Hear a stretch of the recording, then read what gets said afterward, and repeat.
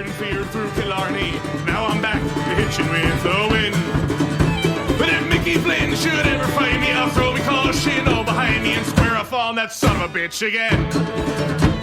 He cracked open a river too, he beat me Sunday through and through, and such over my unconscious frame. I won me healthy sheriff fights, well lucky son still had me life since Mickey Flynn beat me dumb and lame.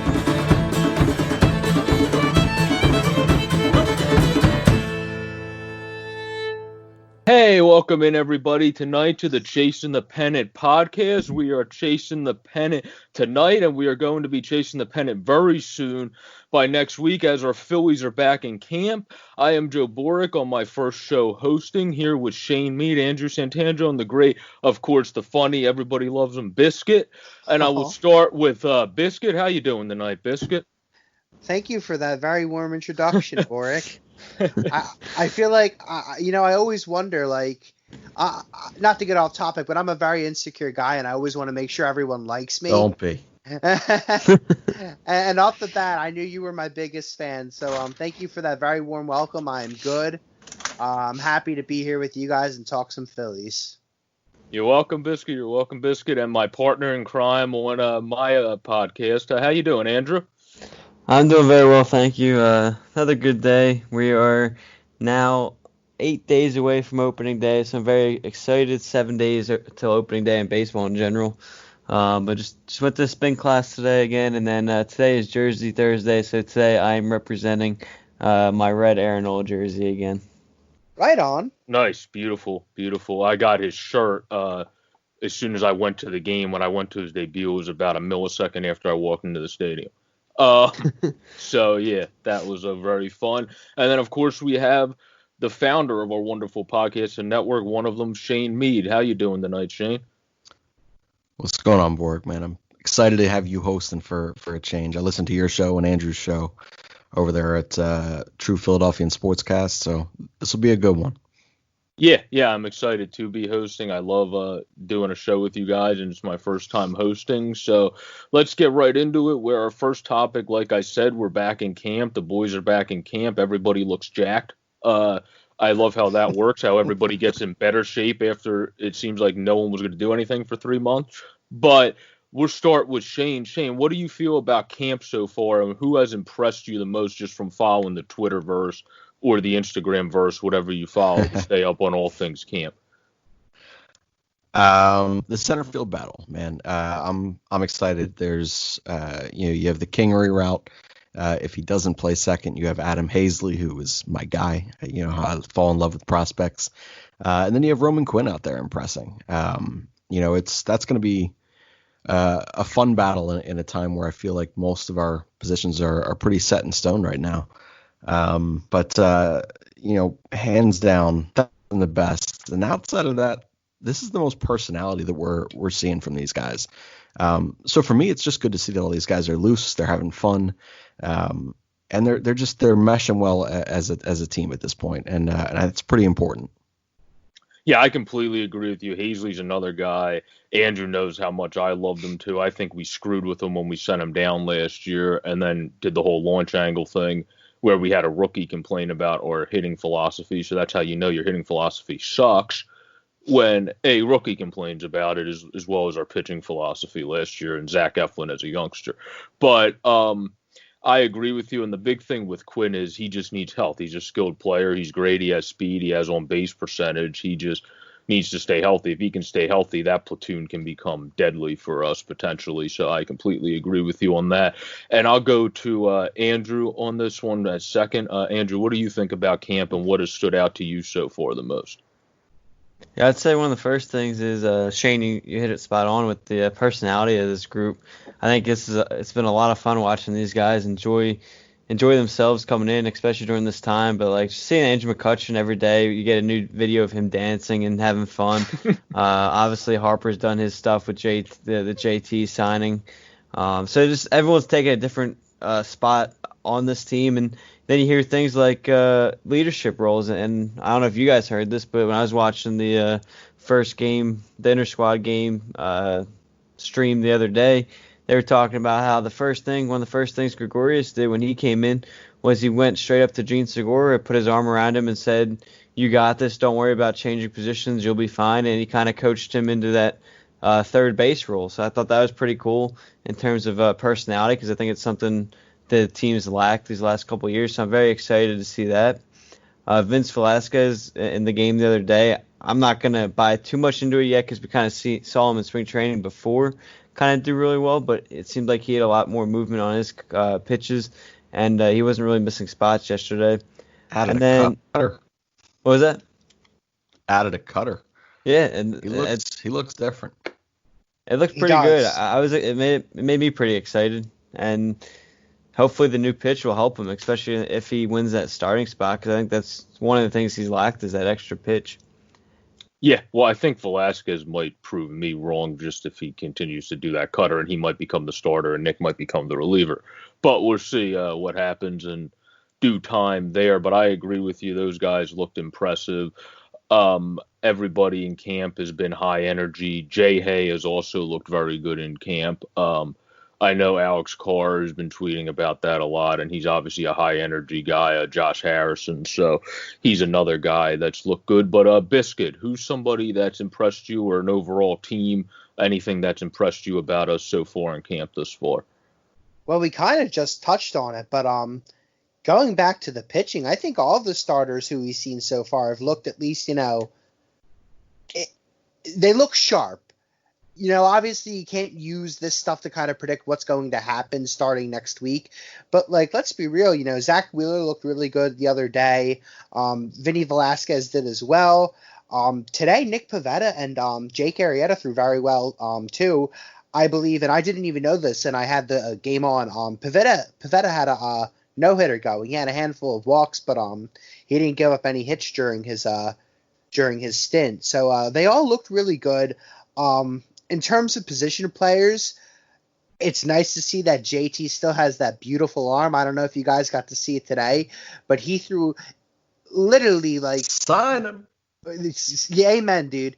He threw literally it was a dead strike to second base to Nab Kingery, who on the jump, he looked like he had it in the bag. It looked like it was going to be a stolen base, but Kingery just fired it away, and it was awesome. Another position player that I've been enjoying watching is and I believe you might have brought his name up, Boric, Josh Harrison. I think, yeah. And this is one of the reasons, I'm kind of on the fence, off the fence with how I think this team's going to perform this year. But one of the reasons I am truly in on this team is the fact that they do have more depth than they did heading into last year's season. That if pieces and people go down, you have ways to supplement them with more talent rather than the name that should not be spoken, Sean Rodriguez. But my point is, my point is, Josh Harrison. He had I thought it was a home run. He had a double today. I think he had a triple the other day. His bat looks really good. He's got a little speed. He's got a little pop. He's only a couple years away from being an all-star. If he's somewhere where, God forbid, if we lose Gene or Didi and we need him in that middle infield, I think that's, a way to kind of fix the wheel without it going completely off course. So I really like that pickup. But those are the guys I've been most excited about. Yeah, I completely agree with you. You need to have Josh Harrison's also one of those clubhouse guys, and we know how much in baseball it's important to have those high energy clubhouse guys that help your team and help your overall team dynamics and mantra per se. So he's definitely one of those guys, Josh Harrison. And we of course have Neil Walker, who's not the best player as he used to be, but has ties to Girardi. He was there with him in 2017 and hit some home runs and drove in some runs. He just didn't hit for a good average, where last year he actually hit for a decent average with the Marlins in more of an extended time. So you brought in someone with familiarity with the coach as well, other than just Diddy. So I kind of like that as a aspect on a role player perspective as well. So that's something I liked as well about camp. But did anyone else have anything they wanted to say all encompassing about the camp still? I would just say all of us. That's that was perfect. That was the most perfect that could have actually unperfectly went. That was fantastic. I'm sorry if you guys hear me laughing. Now I'm laughing at Borik's laugh. Oh God. But I'll let Shane go first on this then, since everyone wants to go. No, I would say that this has been one of the more interesting things. When we get spring training games, we're getting a real baseball game. At the end of the day, ordinarily as we're watching these games at 1 p.m., in March, we're watching a baseball game with traditional baseball rules and things happening. We're actually getting to see the way that Girardi's mind kind of works and what they have in plan and in store for each one of these starting pitchers and relievers. We're seeing 4, 5, and 6 out innings. We're seeing Bryce Harper screw around over there at third base and look damn good. If I have to mention it myself, that flow is insane out there at third base too. But we're getting to see just kind of the whole process that we don't really get to see. We get to see a nearly finished product out there in a typical spring training. Here in this summer camp, man, this is like walking into day 1, 2, and 3. We get to see the whole show, and we get to see the way that they interact with each other. And I think that's the most fascinating part of this. Yeah, it's almost like seeing the development camp, like how with hockey and sports like that, they tend to show you a little bit more insights in the development camp. It's almost like seeing different bits of that. That's what I would compare it to, really. So that's a very good take. And then Andrew, I'll let you go second, since I know you had something to say, or if you had a response to that. Yeah, I was just gonna say, since we both brought both of them up, and Nick Pivetta and Vince Velasquez, where are you guys at on, like, who do you think should win that 5th spot? Just because, like, Vince pitched really good the other day, and it looked like it was going to be his job to lose. And then, as Biscuit mentioned, Pivetta came out today and did extremely well. So now it's like there actually is a true battle. And I guess they'll probably each get one more start before next Friday, I would think, and you kind of go off that is my guess. But do you think it's anyone's job right now? No, and I don't think that it really needs to be. I honestly wouldn't mind splitting them as a 5th starter and just, let one start, let the other go. It'll be the perfect blow to your bullpen day. You just let them rest. My whole thing is, and I heard you guys talking about Vince, and don't get me wrong, I'm very impressed with what I've seen with Vince. I'm impressed with what I'm reading thus far on Pivetta. I didn't get to see him pitch. But this is not an original story with these guys. They're camp wizards out there. They're the Michael Francos of the staff. That's kind of what they are. They look great in these settings where they're trying some shit. But when it comes to these games, when baseball games really matter, Vince Velasquez goes back to a fastball guy who has zero secondary stuff. Nick Pivetta goes back to the mental midget that he is. And each one of them kind of have their flaws when they get to that third time around the order. So for me, I'm really cautious. My plan that I was most excited about led up a home run to freaking Andrew Knapp. Sean, shut the hell up when you listen to this. But Spencer Howard led up that shot that opposite field shot to Andrew Knapp. Hey, so that wasn't super swell. Napper's hitting like Carlos Ruiz, like that one guy said on Twitter in his 3rd or 4th season, and what's it called? Dude, honestly, look, and all kidding aside, I'm 100% fine with Knapp as a backup catcher and knowing that he's not going to have to pinch hit anymore in clutch situations. Like he's more than fine. And Knapp, for what it's worth, has impressed so far in camp. He's looked the part. He's looked what he's kind of supposed to be. But when it comes to that 5th starter, Andrew, I don't really know that I'm ready to pencil in anybody yet. At this point, look, who ate the better breakfast that morning? That's who I want pitching. Yeah, I would say for me, since I did a quick video on this, I'll keep mine very short and sweet. Mine, I still think Pavetta's best in the rotation just because his location, was still his issue today with walks. He just didn't allow a hit, like Biscuit said. If he can hone in his location, I've been at games where Pavetta's pitched into the 6th, 7th. I was at his complete game, which I basically have been at all of his good games. So I should just keep going to games he starts and we'll be in good shape. But anyway, I think he profiles better as a starter for that reason, because if he can hone in the location, I've shown just from me watching him, he can get deeper into games where Vince automatically loses velo after the 3rd inning, which is why I believe he would be best as a reliever, especially with how lights out he looks. If he can add that cutter, that's going to really help him with lefties as well, getting it in on their hands as a reliever. That's why I would say I would go that way. But Biscuit, what would you think? I'm going to be honest. I agree with you, Shane. I don't think it's anyone's job yet. I also do think that given that Zach Wheeler might not be with the team when we start next week, or he'll have to leave shortly after, That's another given the good fact point. they're both, I think they're both going to see time starting. With that being said, this is just, my own personal opinion. I'd rather see Vinny get the job. And maybe that's just because I like Vince Velasquez more than I like Nick Pivetta, and I wish success for Vince Velasquez, where at this point I just want Nick Pivetta to be, out of the Phillies franchise. Wow. Why so much hate? I just tell don't- me, Ruth, Curiosity. I don't know what it is specifically. I just think I was so enamored when Vinny first got called up, and when he first came to the organization, I should say, he looked like he had so much upside and so potential. And I really, to be honest, Shane, and this is going to sound kind of sad, I think I'm just hanging on that there's still that, workhorse in there. And I think he still could be a dependable pitcher in the big league. Whereas I think, as you mentioned, Nick Pivetta, he's just got, too much going on upstairs when he's on the mound. I think he thinks too much and doesn't just, do the thing and pitch. I think he's got too much going on upstairs. I also think It's interesting, man. he's got a little bit of an attitude. I don't know. The guy just kind of rubs me the wrong way. They're both so similar in that way, though. And honestly, in terms of likability, and I don't know why it is, I honestly think it's from the left-handed play and then the outfield play. There's something endearing about Vinny. There's something that you want to just kind of believe in.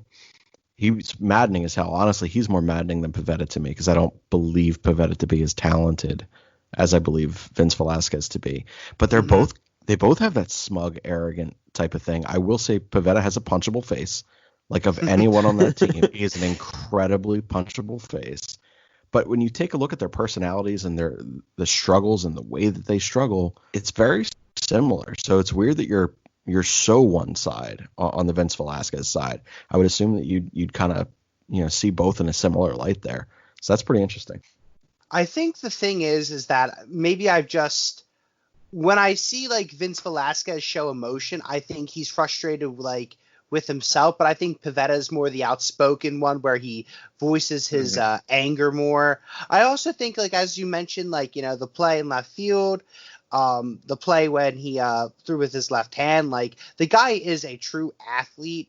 And I think he also and not to say Nick Pivetta necessarily doesn't, but I think you could see Vince Velasquez is a ball player at heart. Not that he's a good pitcher, but he's a ball player. He wants to be there. He wants to show up. He wants to be in the situation that he's best to be in to fit his to help his team. I just admire the guy for that reason, I think. And I wish he'd do well. That makes sense. That makes total. I feel with how energized he gets, an adrenaline rush, he could just be a very good bullpen guy, 7, 8, or 9 too, potentially down the line. And the Phillies need that. If Pivetta can become a decent starter, Spencer Howard can become what we think he can become. If you already have 3 guys there, Eflin develops. You need a guy in the back end more than you would need a guy in the rotation at that point, assuming Eflin has a pretty good 60-game stretch. And Spencer Howard comes in and does well. So. But did anyone else have anything else they wanted to go over on the overall camp or anything? The only thing I wanted to say, and since we kind of got off topic with the 5th starter spot conversation, all I wanted to say was that I don't know about you guys, but it is so nice watching baseball on my TV again. It has been. I know it's not the same. Obviously, they're hardly playing games. The broadcasts aren't perfect, but it's just so nice. I think just to see familiar faces and to hear that voice and just to kind of hold on to a sense of normalcy. It's just been such a breath of fresh air for me. I agree with that completely. It's been a lot of fun. Even though it's just inter-squad games, it is enjoyable to have it finally back on the TV. And I think it's hilarious late in the games when the coaches kind of take over in the field and watching some of them try to field. I think it's pretty funny to watch some of that. Oh yeah, that stuff's absolutely watching some of those guys. That one guy, I don't know. who it was yesterday. He was in right field. He kept trying to run in to catch the ball, and I'm like, he's not catching that. He's not catching that. And then it would drop like 3 feet in front of him, and he would look absolutely ridiculous trying to pick it up and throw it, and he would chuck it at the ground, throwing it into the infield, like Donovan McNabb at the end of his career throwing a football. So Whole career.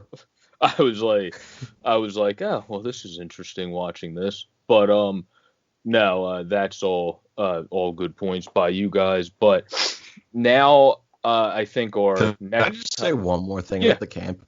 Oh yeah, go for it, Shane. So I don't know how you guys feel about this, and you guys, some of you touched on it a little bit on the last show or 2 shows ago, whichever one it was. The pumped in crowd noise and things like that. I absolutely love hearing an actual crack of the bat, hearing a real pop of the glove, hearing the chatter on the field a little bit if you can get it. Like the natural sounds of the game to me is like one of the most romantic parts of baseball, and I need that. Like I still play, and those are the things that I do get to hear, but I get to hear it, from a bunch of shitty, teammates who we all suck. Like we're terrible, we're old, we're fat, we shouldn't do this anymore. But we would have the opportunity to sit here and hear the pop of JT's glove when Zach Wheeler sits there and fires a 98-mile-an-hour fastball on the black, and like that sound is like pure sex to me. I would so capitalize on just finding the ways to make this game romantic again and interesting.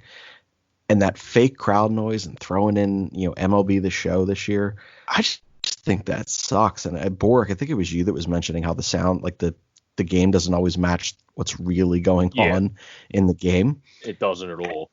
Right. And like I'm just sitting here and I'm like, I don't need that. Like I'd rather just hear, like, just put a microphone, like just put a boom mic over top of the dugout, like 3 of them, and let's just hear what the dugout's going on. Like let's hear that chatter. I just think that's awesome. I don't know what you guys think about that. No, that would be the actual what I would want. And I was thinking, why teams say that they record their stadium sounds over time. They have to have stuff recorded, like let's go Phillies, let's go Red Sox, let's go Yankees, like all that stuff for their state. Like you could play your old fans that's more energetic and lively based on your team, not random people that they sampled to do stuff for a video game that, like I said in our last episode, tends to be off point. Because a perfect example of that is I was playing the game last night. I played a season that I'm in the postseason, and I struck out somebody to end an inning when the bases were loaded, and everybody was just like, yay. Then I played a season with Gabe Kapler's Giants team to see how good I could do in the second game. We won 3-0, and everybody celebrated like I won the damn World Series. After I won the second game of the season, and I'm like, this game is just terrible with picking the synchronization of celebrations. But no, that's why I agree completely with you, Shane. But I'll let Andrew go. Andrew, what do you have on that? Yeah, I just say I agree. I think it's not going to sound as good as just letting the natural sounds of the game happen. And I'm pretty sure it's Joe Girardi mentioned the other day, and obviously it's a learning curve for everyone because they've never been in this situation before. But he mentioned that the sounds that they were trying to play just got repetitive so fast for the players and him on the field, kind of listening to the same thing over and over again. So if they're gonna keep going with the crowd noise, they're gonna have to come up with something like extra as well, so they don't just play the same thing over and over again for 9 innings. Rather try to find something different to add to it as well. That way, again, it doesn't get too repetitive for these guys, because that will get old. I mean, even though it's a lesser season than usual, if they got to listen to the same thing over and over again, it's gonna get old fast for them. I also definitely think that they can capitalize from Zoom meetings just the way that the NFL drafted it. I mean, you can sit there and put up on Citizens Bank on the whatever the hell they call that, their jumbo screen up there. If you want to hold Zoom watch parties and just everyone dials in, that's going to crash a lot, I'm assuming. But like if you wanted to sit there and have that and have a bunch of families on there or whatever, like just 16 things to have up there and just let that be the volume at a certain point. There's nothing wrong with that. I mean, we've seen commercials, we've seen different TV shows now do entire Zoom episodes, like legitimate TV show, not even talk shows. It's wild, like what you can do if you really wanted to have some sort of noise to not make it so monotonous and repetitive. You could do it. I think there's a missed opportunity there if they choose not to. But at the end of the day, I am still holding out hope that we can just hear the natural sounds of this game. I completely agree with you, Shane, but Biscuit, you didn't comment on it yet, so what are your thoughts? So I noticed the last couple of days they've been doing the fake pumped crowd noise during the inter squad games, Mhm. and at first when I first heard that this is something that they were going to do, I was a little pessimistic. I didn't think I'd like it, but it didn't bother me. It's the only time I thought it was weird or when I didn't like it is when I realized that it's not real noise. But when you're just watching the game and you're listening to the broadcast, that fact kind of like you lose that fact a little bit, and then you hear the crowd noise. There's a hit or a big play, and you hear the crowd noise. It doesn't sound really fake to me, or it doesn't sound like fabricated. It sounds like, as legit as it can be until you realize it's not legit because no one's going to be in a Major League Baseball stadium for the foreseeable future. But it really didn't bother me. I agree, though. I think there's ways that they could be more proactive and more engaging with the fans and the community to make it really a much more authentic experience for everyone, like Shane mentioned. But the crowd noise alone, I didn't mind watching, or excuse me, listening to it the last couple days. Yeah. Interesting. No, yeah, I get what you're saying. For me, I just think they need to make it a little bit more authentic because I know, like I said on the last podcast, I don't know if that was in their inter squad game or BP, but it was really dead and silent, and it seemed like it was more BP when Kalinick, when I saw that highlight for the Mariners hit his homer, and it was like, oh yeah, and it just seemed so awkward because it was just someone taking swings like they were practicing. I'm sure that seemed awkward even for the batter. He's probably just like hit it and goes, oh, what the hell's going on? Okay, well that shit's going. Because you heard the crowd reaction to the thing, even if because that one didn't get way over. So like I just would find it kind of like Shane was hinting at. If they don't alter it enough, it's going to get just awkward for the players and almost mundane. So they're going to have to do something there to keep it interesting. But Biscuit brought up how to keep your all your evenings and stuff and stay and be ready for the game. Well, if you want some great food for the game, you can check out Just Food. If you're in the Bucks County area, be sure to visit our guy over at Just Food and get all your catering needs, anything and everything you want, even just a takeout meal. Tell them that we sent you, Chasing the Pennant podcast, always next to your podcast. Ask them for the chef special, like Shane always says. You won't be disappointed. That's 215-794-3663 or 215-794-FOOD. Again, 215-794-FOOD, 215-794-3663.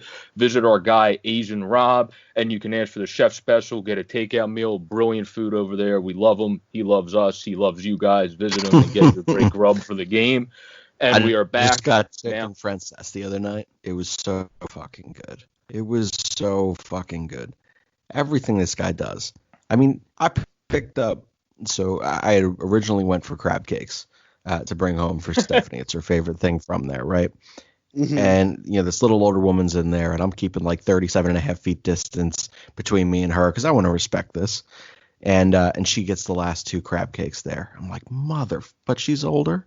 She's sweet. It's adorable. I said, fine. I'm gonna curve. I'm gonna go in a different direction. And I got baked mac and cheese. Easy as hell. I could have made it myself. Could I have made it that good? Absolutely the fuck not. Got that in chicken princess. It was unbelievable. Go to Just Food. Do yourselves a favor. Yeah, exactly. And now we're going to move into our next topic, which we're going to move into a topic that's a little bit more, we want to keep it positive to end, so we'll put the little bit negative one in the middle. And that's on the opt-outs. On the Korean baseball game this morning on the KBO when I was watching it, Buster Olney and Eduardo Perez and I think Booney was it. Whoever else was on there as the head announcer, I always forget his name. That's not Carl Ravitch. That was there. They were talking about it. And it seemed to give the idea that other guys might opt out. As of now, correct me if I'm wrong, guys, if you heard other guys from last night, but it's Mike Leake, Ryan Zimmerman, Joe Ross, Wellington Castile, Nick Markakis, Felix Hernandez, Ian Desmond, David Price, Buster Posey, Michael Kopech, Jordan Hicks, Hector Neosi, and Tyson Ross that have all opted out so far of the season, and then there's others that are in debate of what they're doing. So what do you all feel about the way the MLB is, one, dealing with the healthy and safety protocols? What are your concerns, or do you think they're doing okay with that? And two, what do you feel if guys will continue to opt out, or if it'll kind of just adjust during the season and guys will get more comfortable? I'll let Biscuit start with this one. Well, as we talked about on other shows, and I believe I might have brought this up at another time as well, it sounds like there are problems with testing, specifically in both leagues, really. You've heard, I believe it was might have been the Nationals or some. I believe it was either an American League team or a National League team. Someone had issues getting their test, and all of the testing was delayed. Wasn't Toronto one of them? I think it might have. I think it might have been Toronto. But the point being is that you could hear it when these players talk, 'cause they still do have doubt. There have been multiple players who came out and said, like, I'm here for now, but like, I really got to see how this plays out. I'm more on the side of, I think and I say this with a grain of caution, because I feel like this is going to come out of my mouth and it's going to be the complete opposite. But I think we've seen the majority of players who are going to be opting out. Now, with that being said, if there's, an unforeseen situation with their families or loved ones, or they themselves get sick and are out for a period of time, and at that point they might just be like, I'm sick. I rather than risking anyone else getting infected, I'm just going to sit out the remainder of the season. Or, like, there is still the possibility that, like, this, we might have to go into another shutdown, probably more extensive than the one we went to back and through, late March through basically May. But at that point, that would really shut the league down. But I hope that doesn't happen. I do think we've seen the majority of the opt-outs at this time. Like I said, unless there's situations with personal reasons for players or families, they don't want to be exposed to anyone in their family. But I mean, at least I hope we've seen the majority of them.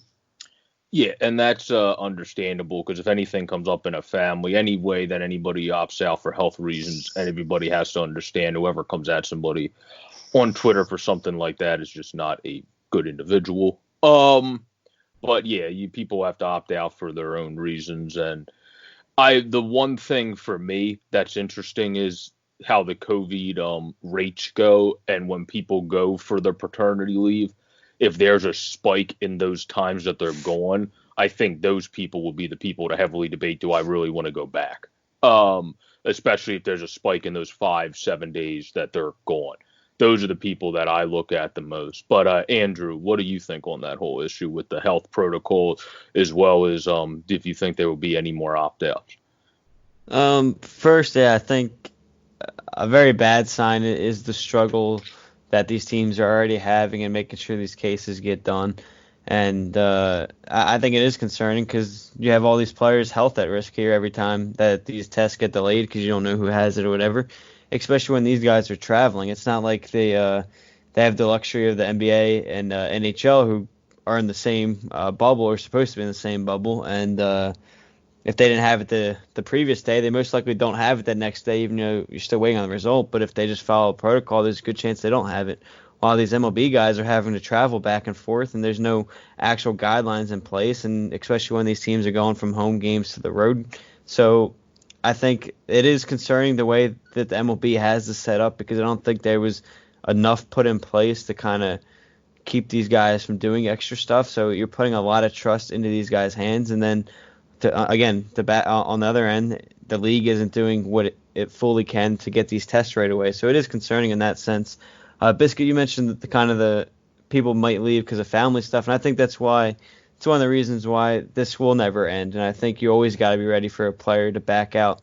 And I know obviously he has the right to. I'm not saying he doesn't, but you don't know what's going to happen to that guy's family or even to him, because again, these guys are constantly moving in and out.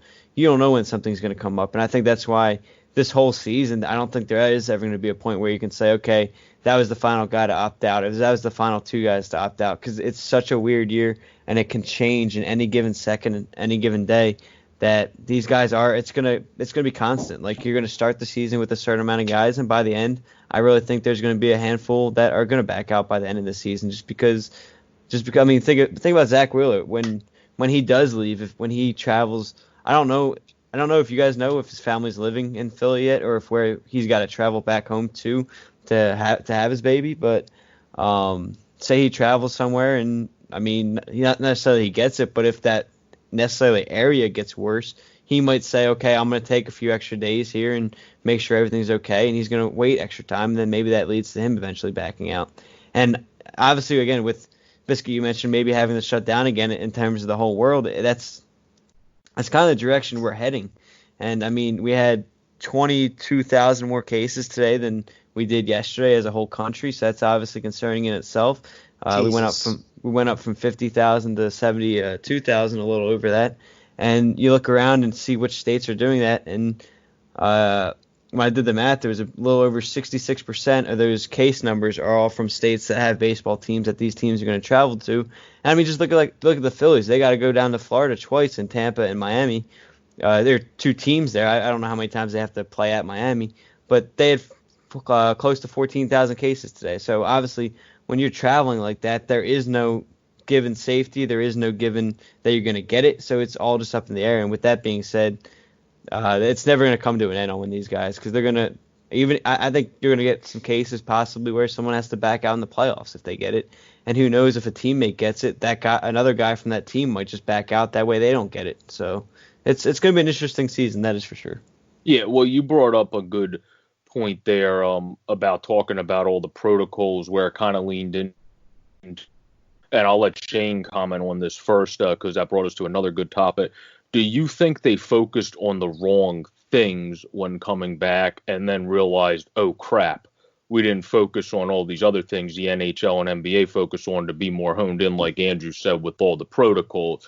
And they kind of were kind of openly willy-nilly compared to the other leagues in terms of being safe. They didn't have the testing in place and all that. So what do you think about that, Shane?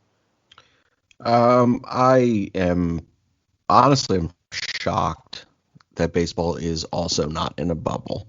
The one thing that I can say that kind of supports the fact that they are maybe less likely to need to be in a bubble is you are significantly less likely to get it outside.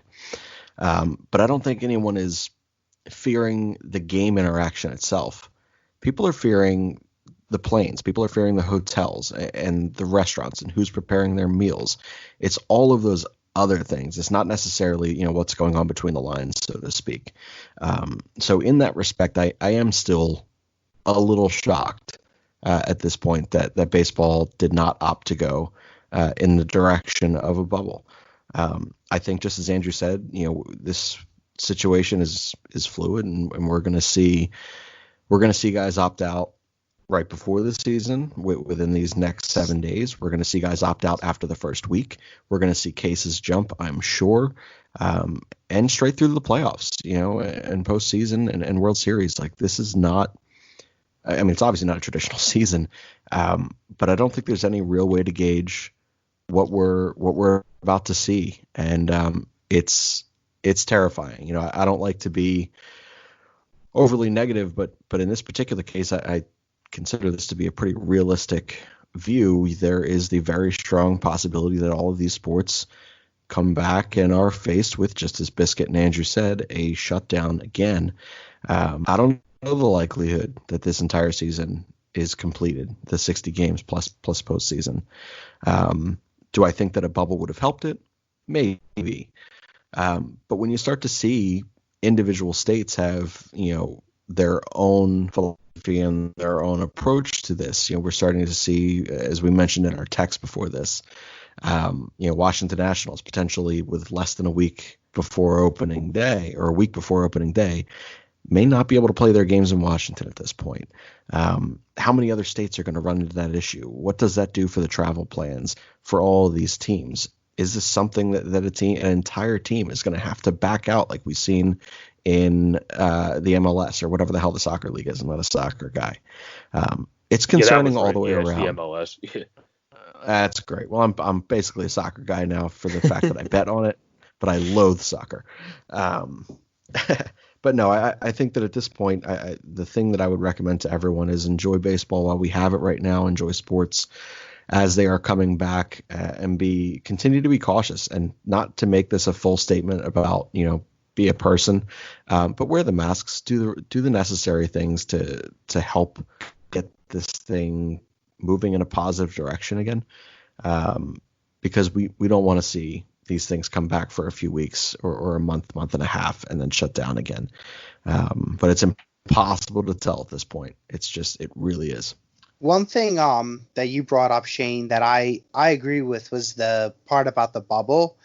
One thing I do think is possible to avoid maybe a full-blown sports shutdown or baseball shutting back down is, I know they talked about having the postseason teams being, in their home and away ballparks, depending on the matchups. But I think they could, I don't know about you guys, but do you guys see the possibility of them turning to the bubble format, with playing maybe in a spot like LA where the All-Star game was supposed to be this year, or maybe somewhere where the weather's a bit warm, maybe somewhere in California, San Diego. I think it's possible. I don't know about you guys.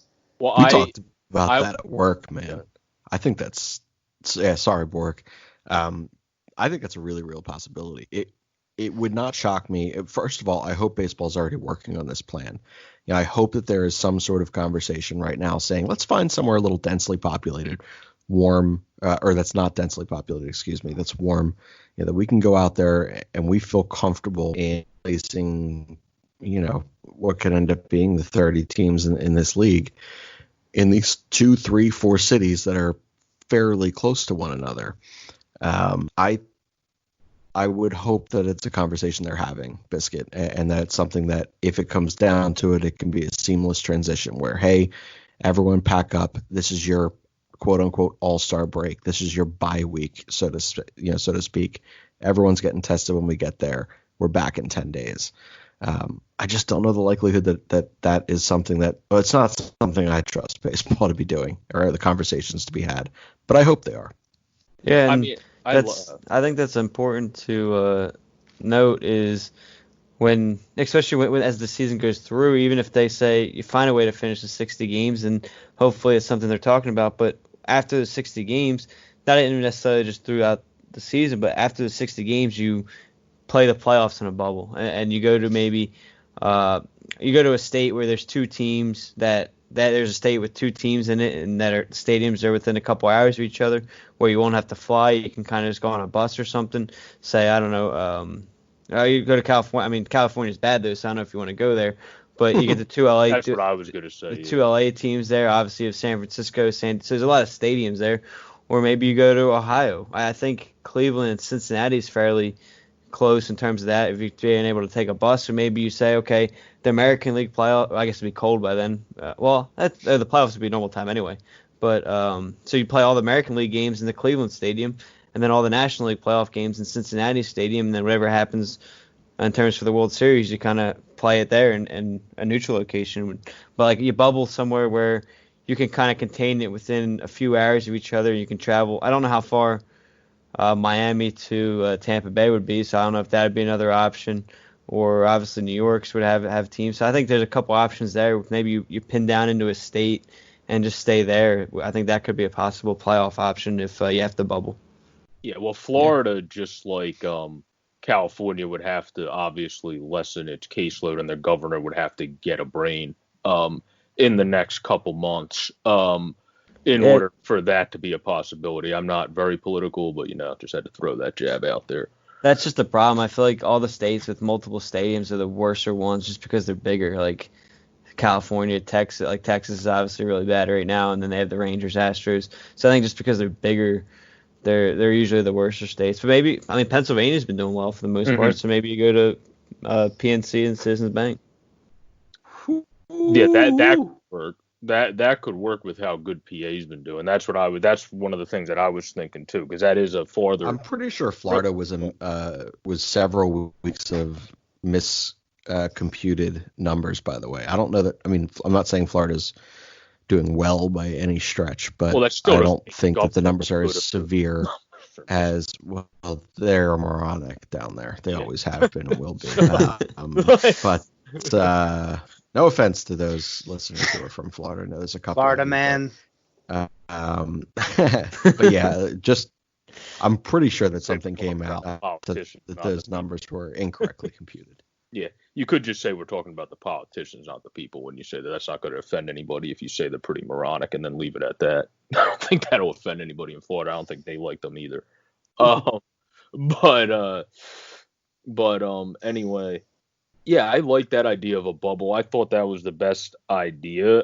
It's just, unfortunately, the states, like Andrew was hinting at, and others, it's just the states that would be the most practical are not in the best situation right now. So you'd have to hope by the playoffs they're in a better situation, like Texas, California, or something along those lines. And because you're obviously not going to use a college baseball stadium to have as another stadium, so you can't just go to a state that has one major league stadium and then has a top ranked college team. That's still not really going to be that fair.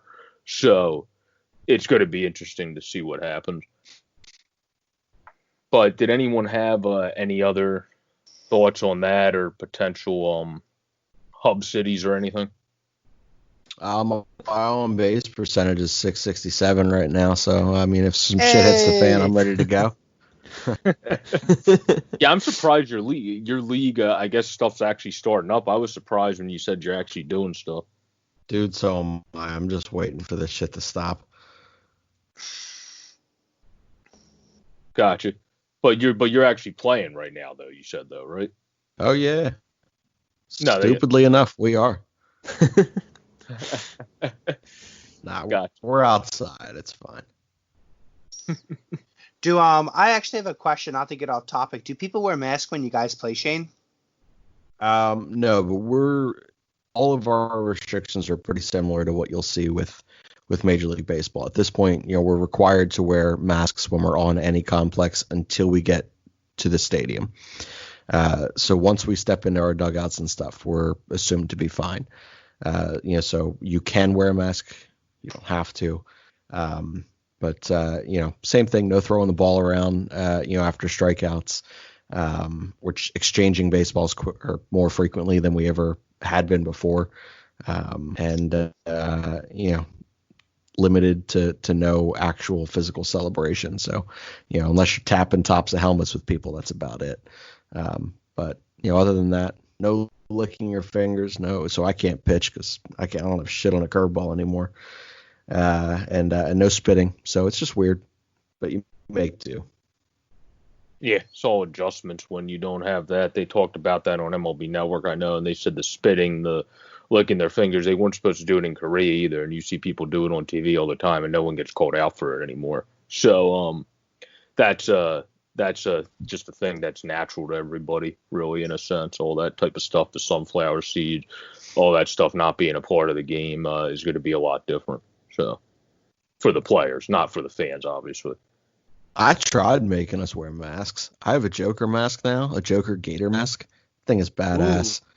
Just imagine me out there in the middle of the infield just staring at some Joker teeth. Man, I am intimidating as fuck. Me and my 280 pounds of fat. Oh,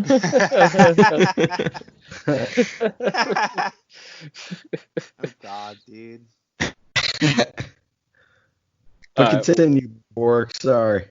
No, you're good. Well, without further ado, since we're talking about opponents and baseball, kind of in a sense, in Shane's league, we can move into the Phillies' opponents and who we think we're going to stack up the best against and who we think we're going to struggle against. Now, for this, as I said before the podcast, out of the teams that are actually we think we're going to stack up good against, let's exclude the Marlins and Orioles because that's just obvious, except for the fact that we sucked against the Marlins last year. But assuming we don't do that back-to-back years, that should be obvious that we should beat them. The key word is should, but should beat them. So we'll exclude them. But we'll start with the negative, because then we can go to the positive. It's always nice to end on the positive, positive individual over here. So we'll start with the negative, and I'll go to Biscuit first. Who do you think the Phillies' toughest opponents are going to be now that we face the NL East and the AL East, of course, only?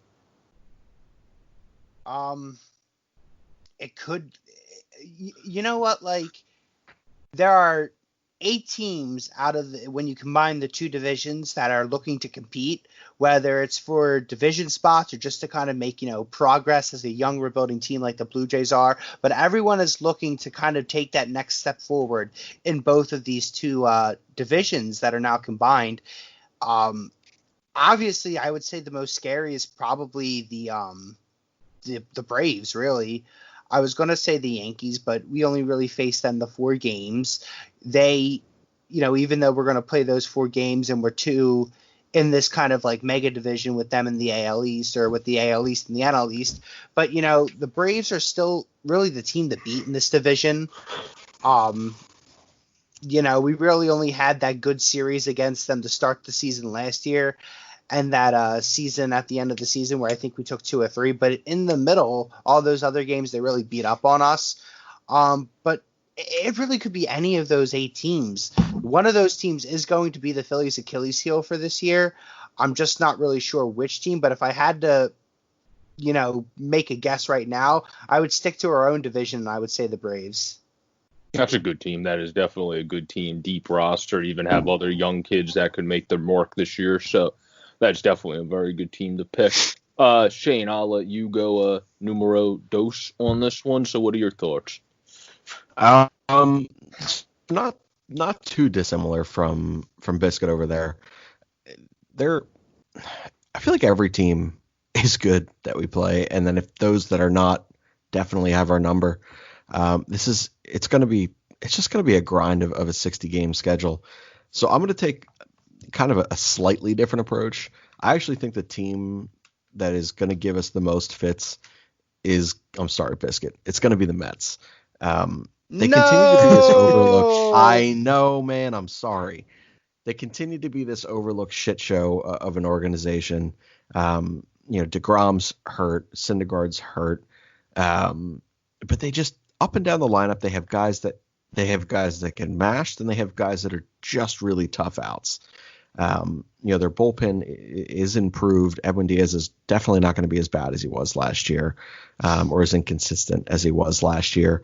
I feel like they're that team that people overlook in this division. Like the Marlins are the Marlins are. What's up? They got ranked as the second best lineup by the one show on MLB Network. In the whole league. Shit. They got ranked behind, not in the whole. I think it was in the whole NL. So like they divided the leagues by NL, AL. So it was Dodgers, obviously, sure, and then it was the Mets lineup, because they said Cespedes, if he's healthy as the DH, you have him. Brandon Nimmo's coming back from an injury. He slots in. Conforto's already proven that he's a pretty good player. Out of all 15, I'm sorry to cut you off, Borg. Out of all 15 teams in the National League, they said that the Mets were going to have the second best lineup? Because, Rosario is also one of the best developing. I don't like admitting how good Mets are, but one of the best developing shortstop. Rosario, Polar Bear. Yeah, McNeil's one of the best second basemen in developing in terms of hitting. So all those put together kind of made them say that, I think. I'm not someone to knock them. I mean, I am someone to knock them. No, I was going to say fuck the Mets. Fuck the Mets. But my point being, in this situation, I'm not Mr. Met. If you can hear me right now, I'm not trying to make a dig at you. I truly nothing against the Mets here. I just don't see them as the second best hitting team in the National League behind the Dodgers. I did either. That was a show on MLB Network. Who did you have as that team behind the Dodgers? Like who's like the Nationals lost Rendon. The year before that they lose Harper. The Phillies have way too many question marks and unproven pieces that haven't really fit together yet. The Braves aren't a great hitting lineup. They have a few nice pieces. Like the Cardinals don't really have that splashy offense anymore. The Cubs could. I just don't see. I believe the Mets to be a top 2 or 3 is what I'm saying. I would take the Reds over the Mets. I love the Reds, but that just ain't the team yet. Give that 2 years, and that team's going to be I disgusting. love that Reds. I'm a Reds are little- winning the Central this year. I agree with Like you, Andrew. that I think that team is going to be a lot better than really what meets the eye right now. And even on like the eye surface level, like they look like a really good team. That rotation is a sleeper. I think Trevor Bauer is going to pop off. I am a Trevor Bauer fan. Dude is kind of a nut, but like hell of a pitcher. I'm really excited. He is something else. He is truly something else. But he is very talented. They still got Luis Castillo. They have I don't know. They just look like a very complete team that I could see putting up big numbers. Yeah, they also have former Philly Freddie Galvis. They got my heart and soul. Yeah. So, Dread. but I love yeah, that. the Reds are an interesting team because one of the guys that was a staple in their lineup last year, and I, like Andrew, you said in your podcast with Jose, I'm not going to go for the first name, but Aquino had a very good year, blew in spring training. He hit like .77, and they said he's all the way at the bottom of their depth chart. So he's a guy, it's going to be interesting. That means obviously you're going to need the guys like Senzel, maybe a Jankowski that has major league experience, Shebler, who I think is from Pennsylvania, if I'm not mistaken, and then Josh Van Meter. Like, you're going to need guys that, like Shane said, might be a year or so out a little bit. So that's what concerns me. Not the Moustakas of the world, the Castellanos and the Vados. Holy shit. Sorry. I know you're on a rant and this has nothing to do with our show, but I just really quickly need to ask you guys if did you guys see the Bleacher Report thing that the NFL wants to shave $40 million in salary cap? Yes, I did see that. Holy shit. They own an entire day of the week. They damn near own 3. Oh yeah, I cutting money for because of 1 year. Oh my god. They're very worried already. Good lord. But hey, and if they're that worried, well, holy shit, do the rest of these sports really have a fucking problem? They don't own a damn thing compared to the NFL, and that's entirely wrong. The NFL is not that great of a product, whereas baseball is. People just don't know it. Yeah. Well, if we're going to be breaking news that had nothing to do with the show, I might as well bring up this trade that just popped up on my phone. Just in case, since the Royals suck and the Padres have a chance to be a meaningful team, so this could mean something to them. KC traded for Frenchie Cordero and Ronald Bolanos for Tim Hill, and Tim Hill's a decent reliever, so maybe he'll do something in San Diego. And we'll see San Diego as a team who actually has a pretty decent developing lineup, so we could but they're maybe still San Diego. Yeah, that's the problem. They're they never brown, man. They never play up.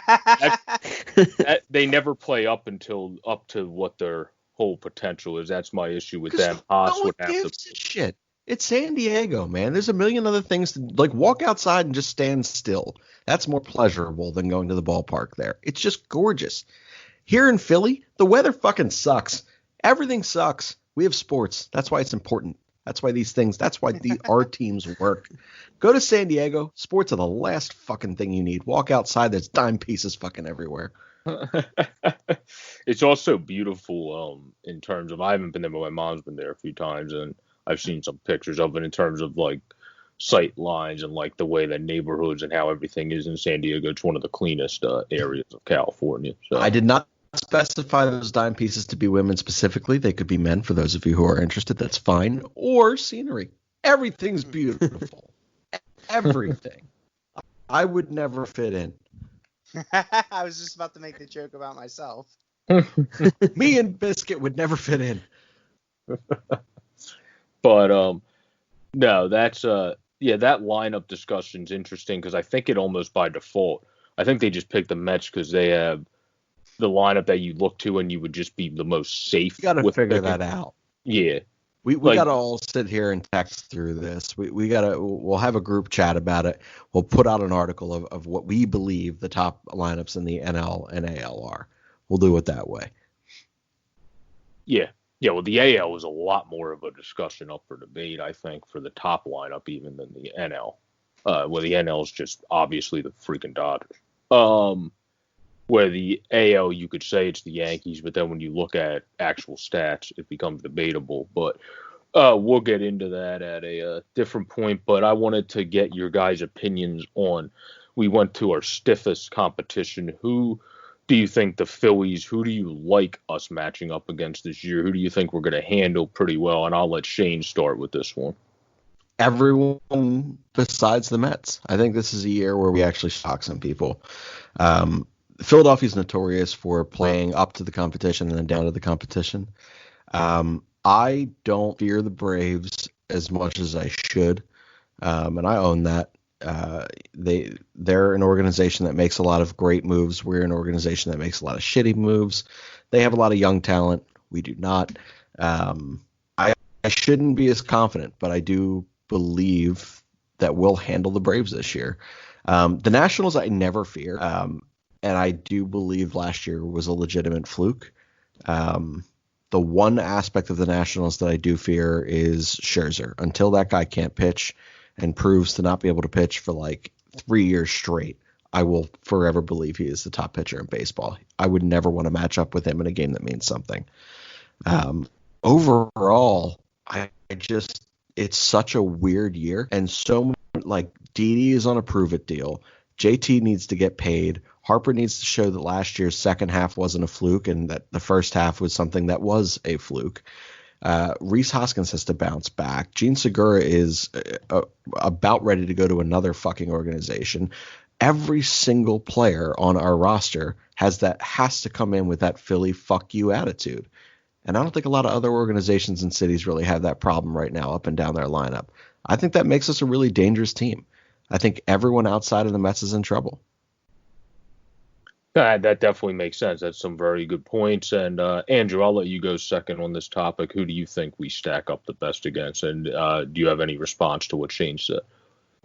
Yeah, I would say, honestly, I think the Nationals are actually a team we don't match up well with. And while I think the Braves are the better team, I think the Nationals actually give the Phillies the most problems because, as we just mentioned, how difficult these lineups are, or not difficult, how like spread out these lineups are from the National League. I feel like outside of the Dodgers, obviously they're the clear favorite. I feel like the Phillies lineup can go toe to toe with pretty much anybody else, if not everybody in the National League. And I feel like the teams that are going to give the Phillies the most trouble are the teams with pitching, and that's why I think the Nationals scare me the most. And I know I'm opposite there with you, Shane, just because like they have Scherzer, Strasburg, Patrick Corbin, and they got a ton of pitchers there, and then even their bullpen can give the Phillies trouble, and that's where I think they take a huge edge over the Phillies in that sense. While when the Phillies go up against the Braves, like I feel like the Phillies match up well with the Braves outside of that. I mean, even the starter-wise, I feel like the Phillies can go toe-to-toe with that rotation, the Braves rotation. But another team, a really good team, I actually think the Phillies, and this is outside the division, that I think the Phillies stack up really well against, and it's going to be a fun series. I think it might be the second, if not the third series on the schedule, is I really think the Phillies can do damage with the Yankees. Like, I honestly think the Yankees are kind of expected to be a lot better than they could be. I mean, outside of Garrett Cole, I feel like that whole starting rotation is just a big question mark. And then you look at the lineup, I feel like the Phillies almost have a better lineup than the Yankees. I mean, you compare catchers, Gary Sanchez, the JT, obviously JT. You look at first base, Luke Vogt, Rhys Hoskins. I think there's not a clear-cut favorite there. If Kingery turns into the guy he should be, he could probably come close to DJ, but right now, obviously, give it to DJ. And then outside of that, I don't know, depending on the Yankees' health, I really don't know where the Yankees have an advantage over the Phillies, because like you look at right field, you'd probably take Harper over Judge. Brett Gardner's not anything to go crazy about anymore. Giancarlo Stanton's obviously pretty good, but he's more about just power-wise. So, I mean, McCutcheon's not a bad counter to that with his overall game. And then even DH now, who knows what direction you go. So I really think the Phillies would stack up well against the Yankees. That's definitely. I love you for saying it. I don't have the balls to say it, nor agree with you right now. But but man, I like it, man. First of all, I love the fact that we're playing the Yankees. Like I wish that we played the Yankees and Red Sox more. I really do. It's fun to play these storied franchises. But good on you, man. That's a take. It's a wrong one, but it's a take. I just think like if you compare the two teams, I just feel like who on the field, like what position wise would you say? Oh, the Yankees are clear cut favorites, probably outside that back end of the bullpen. We have to remember too to start our season. Obviously, if Wheeler wasn't out right away, that would have probably even gave us necessarily the hint or the bump in the rotation as well, because Severino's out for an extended clip, and Tanaka is probably not going to be starting the season after that play that we're all they happy. said that he was on schedule to start. Yeah, I think he's gonna be fine. Yeah, That's what I thought too. Yeah, they're just monitoring any potential post-concussion symptoms. But okay, gotcha. From everything we read, yeah, he's on track. Okay, well, Tanaka though is at least even. Wheeler's at least even with Tanaka. It's not like Tanaka's been lights out these last couple seasons either. He's just been a solid pitcher. So that having Severino would have been a separator for the Yankees potentially. Not having him is an issue for them, kind of like not having Syndergaard is a huge issue for the Mets. So those two New York teams not having two of their flame-throwing pitchers does kind of hurt them a lot. But I don't know, Shane. I know you said obviously that you thought the Nationals would be an easy team. So I don't know if you had a counter to Andrew thinking they would be. I don't find anyone to be a particularly easy team. I think this year is just so difficult to put a finger on that you have to start taking a look at all of the things outside of, and I'm not taking anything away from the logic. That's how we base almost all of our predictions every year, is how to line up, stack up against each other on paper. You have to take a look at this bigger picture. And this is such a makeshift roster right now. If you take a look at who is a dead set spot for the next, 2, 3, 4, 5 years down the line in this Philadelphia Phillies organization right now, everyone's got something to play for. Everyone has, there's additional competition within the organization. If Gene Segura doesn't want to get moved again and labeled as a problem guy again, dude, he's going to have to go lights out this year.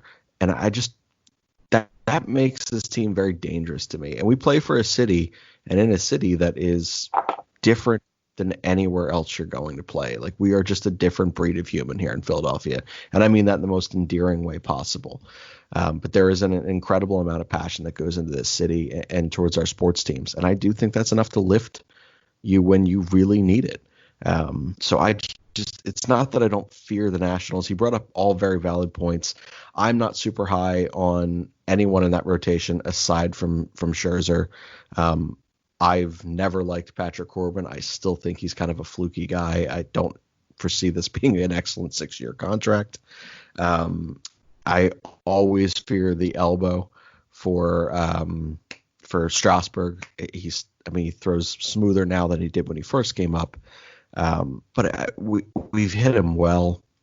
I never fear their bullpen.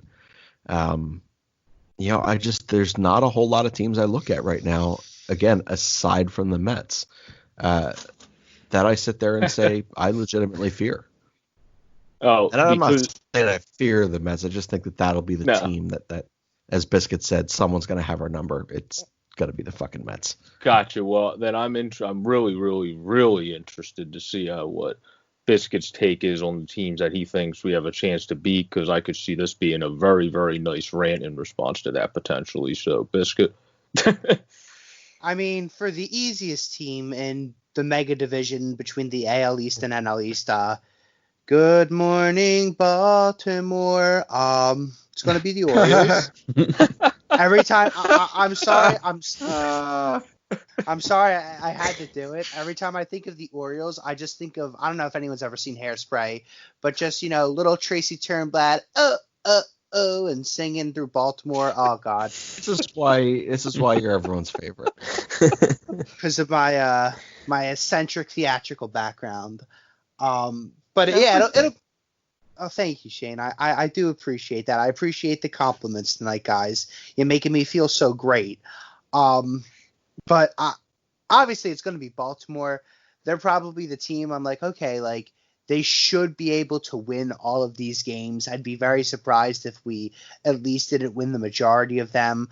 I don't think it's fair to really sit here and say the Marlins are going to be the Marlins when they really had our number last year. Obviously, they only won one more game against us than we did, but still a team that lost 90 plus games, I believe, if I'm not mistaken.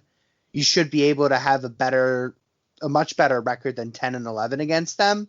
But I think in our division specifically, the team that I kind of do feel like we're going to have success against them, just because like we really just need to up our game playing against them, is the Nationals, because we went 5-14 against them last year in 2019. That was the worst record against any team in our division. That's pathetic. That's pathetic. And really, it was worse off than how we played against the Marlins, because those were the games that really racked up and in the end cost us our season. Like, we were eliminated by the Nationals. It's a team that, especially after losing Bryce Harper, or excuse me, us getting Bryce Harper and them going on to win the World Series, there's a kind of a bitter taste in everyone's mouth. And I think another factor is that kind of leaves a chip on everyone's shoulder playing against them. The fact that, you know, we thought we had the last laugh and we got Harper, and they ended up going on a ridiculous stretch of baseball where they were phenomenal, and then they were so hot they went on to win the World Series against a team that everyone really thought was unstoppable. Turns out they were just cheating, but you know, at the time, I remember sitting right before the World Series and talking about the Astros like they were like God's gift to the earth. Like, never has there been a baseball team this amazing to like watch. So yeah, but they're just fucking 'em. cheaters. Yeah, boy, did they dupe us. But the point is, like, I think this kind of left a bad taste in our organization's mouth. Like, even from like a fan standpoint, I have Nationals fans in my DMs or in my comments coming at posts I made before the World Series that are just, you know, like, who's laughing now? And it leaves a bad taste in my mouth. It makes me want to, you know, play good against the Nationals. But I think Scherzer is someone I'm not high on anymore. As you mentioned, Shane, about Strasburg, he's someone that we usually hit pretty well. He's got arm problems. I don't see that deal going, you know, aging as well as one might think it will. The same with the Patrick Corbin deal. I think those are two deals that really could bite the Nationals in the ass down the road. But I think other than that, like, they are a team that their lineup doesn't have that punch anymore either.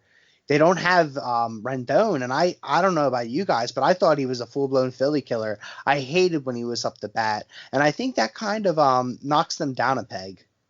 I would agree with that. We just have to make sure Carter Keyboom doesn't become a Philly killer, and then we'll be okay. Can't let the guy replacing Anthony Rendon all of a sudden turn into Cody Ross, and then we're just like, oh Jesus. But does anybody have any closing points on that topic or anything? I would just say you're not high on Scherzer anymore. Is that what you said, Biscuit? He did say yeah, that. I think here's my thing with Max Scherzer, and someone else brought this up a while back during the World Series and his last like couple starts of that series. He's someone who he's, you know, late bloomer, didn't really take off till he was, you know, not 30, but getting closer up in age. I feel like his arm is just gonna really go at one point. And I admire the guy. He's a talent. It sucks having to watch him in a division where he kills the team you root for consistently. But the guy is such a stoic pitcher. In that regard, he kind of reminds me of Doc. So I do have this bit of an admiration for him.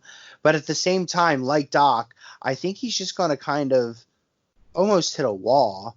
And you might not. I think he only has like a couple years left on his contract, but the next couple years I could see him taking on more of that, like, you know, middle of the rotation guy, not maybe pitching horribly, but very not much the Cy Young Award winner that he's been the last couple years, or contender, I should say.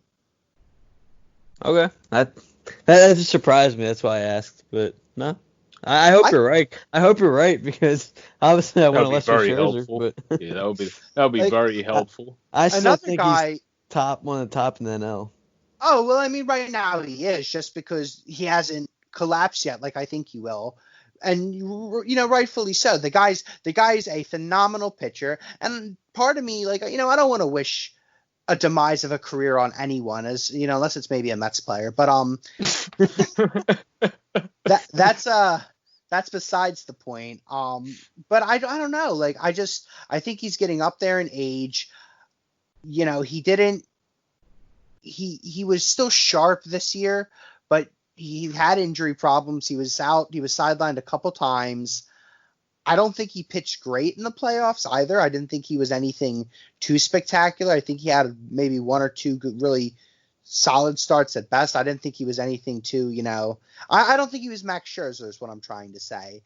And I don't know. I just, with him getting closer towards the end of that contract, getting up there in age, I think you might see a situation where he's outpitched. Obviously, he was outpitched last season by Strasburg, but if Corbin steps up as well, I could see them really becoming the 1-2 punch with Scherzer taking that kind of, third spot, or depending on how the future shakes out, fourth spot until he hits that free agency again. Yeah, it's definitely going to be interesting to see because obviously they did use him last year. So I was concerned with him coming into this year. Then I saw the highlight reel of him, and then I was like, oh, you know what? I might not be concerned about Max Scherzer anymore. So I would say if he's going to collapse, I would think it would be after this 60-game season, in my own opinion, because he knows he can just bring it for this quicker season, where I would think it would be more in a full clip that he would collapse in. So that would be potentially next year. I just don't see it happening in a quick sprint because I feel like that would play to his hand. Yeah, I mean, like I said, I could be completely wrong. It's just like a hunch I have. Another guy I kind of had that feeling about too is Verlander. I can't see him producing the numbers that he's producing for much longer, just because they're both up there in age. They're not, in their 20s or 30s anymore. They're both like 36, 37 years old. But I just overall with the entire Nationals team, I really like our chances just because I think we're going to go in there with that, as Shane brought up, that Philly fuck you attitude where, where you really got to say, you know what? They laughed at us last year, and they did. You know what I mean? Like their Twitter account would make jokes about Bryce Harper, and it was all this, fuck me about their rings and Baby Shark and shit like that. And they were the team. It was supposed to be the other way last year. The Phillies were supposed to be that team, and this lights a fire under my ass, and as a player I have to imagine they had the same feeling. And I think they just need to go in there and go balls to the wall against them, and they need to be the ones on top with that winning record. And that's really, if the Phillies can successfully beat the Nationals, I really do think there's a pathway for them to get to the playoffs. Yeah, I agree with that, but I was going to say too, as Biscuit was ranting there, I know he mentioned that people that he's like, oh, he never wishes anything on people except for maybe Mets players. So Yoenis Cespedes, Biscuit really likes your family barbecues, but he does not enjoy you as a player being on the field. So, that's where he's at with you. Just wanted to point that out for you, just in case you're listening. But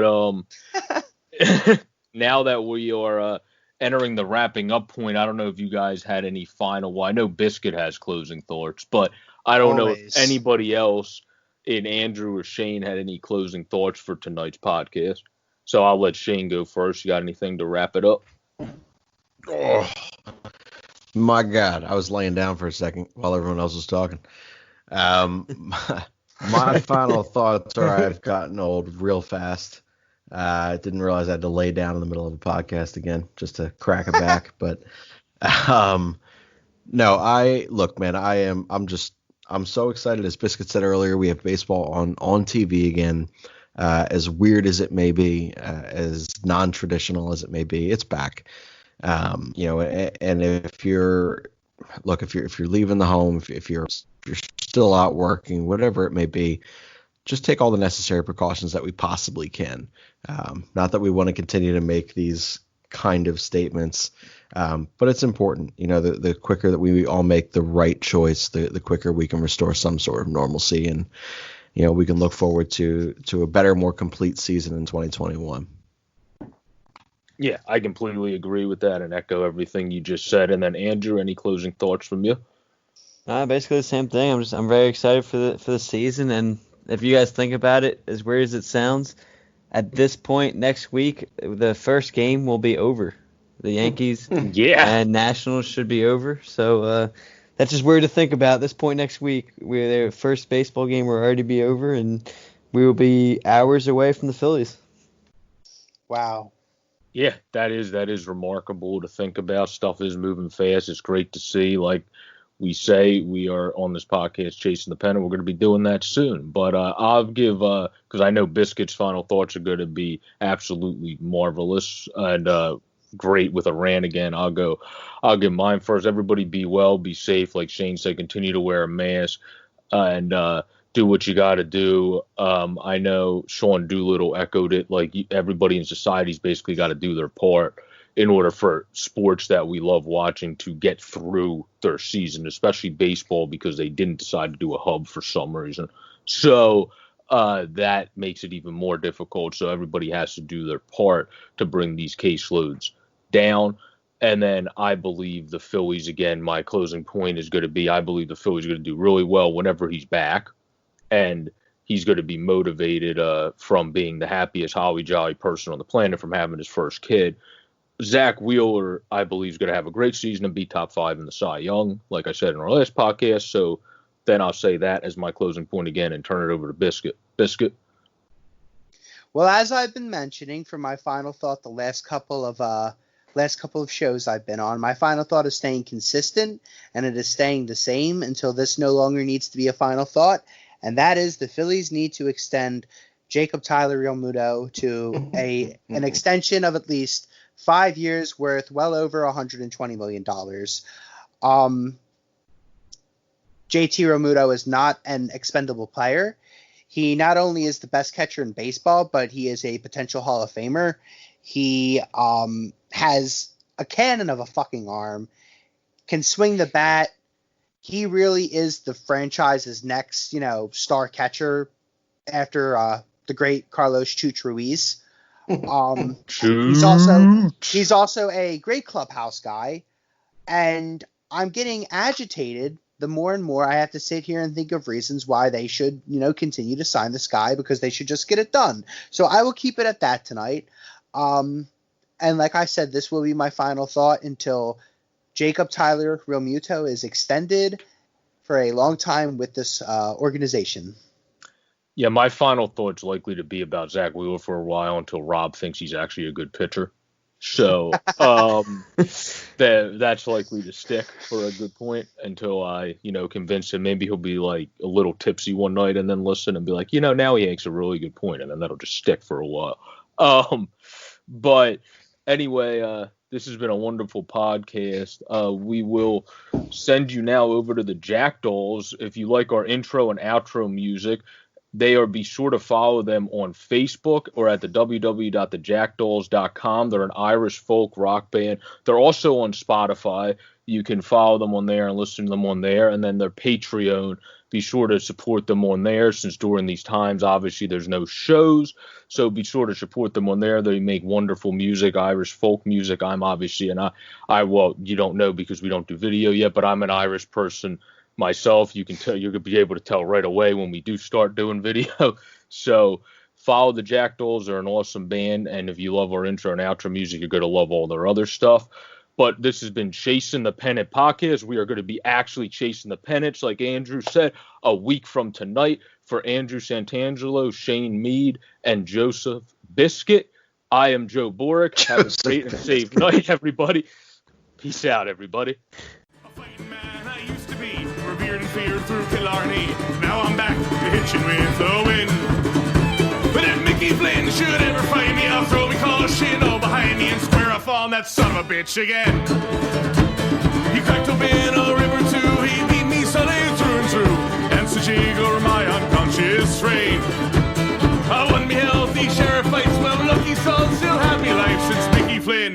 dumb and lame.